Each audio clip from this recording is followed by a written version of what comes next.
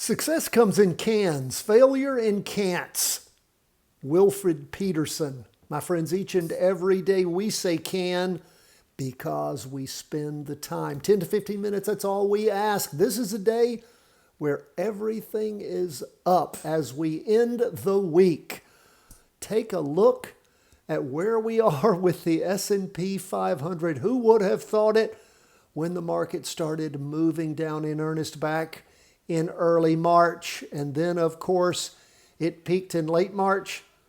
And then at the beginning of April, it has been shooting up fifth week, higher high. Again, volume has been going down pretty much every week. And don't have volume backing up these moves, but we do have these moves nonetheless. Look at the two-day candle. It finished drawing higher high. Again, below average volume. And again, we are well above the weekly trend line on the two-day and the half-day. We are long the S&P, and it just keeps on keeping on. What about the NASDAQ 100? The S&P was up 0.83%. The NASDAQ, 2.34%. Wow. What a ringer. Just bounding up. Look at this two-day candle. Look at the weekly candle, but look at the volume.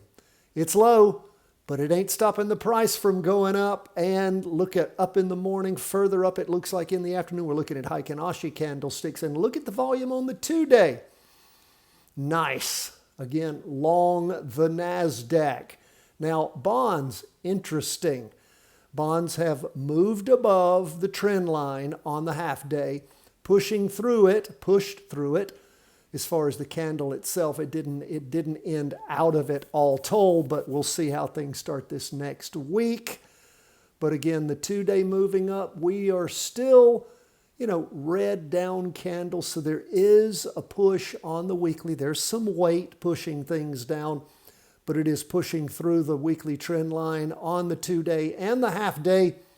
Again, we still tend to be bearish on bonds, but we are keeping a close eye on them. What about gold?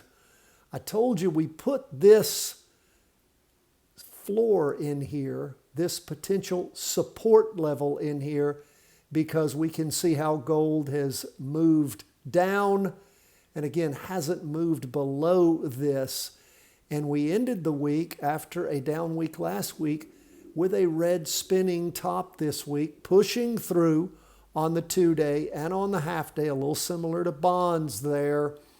We still have red on the weekly candle. We don't have any kind of high volume here. We're still well below the average volume, but we are watching and seeing as the two-day has penetrated. And you look back at the two-day, you can see this last time it bounced off and moved up, then back down. Looks like it's trying to take off again. We shall wait, watch, and see. We still have some negativity on gold, but it was bounding up 2.09% for the day.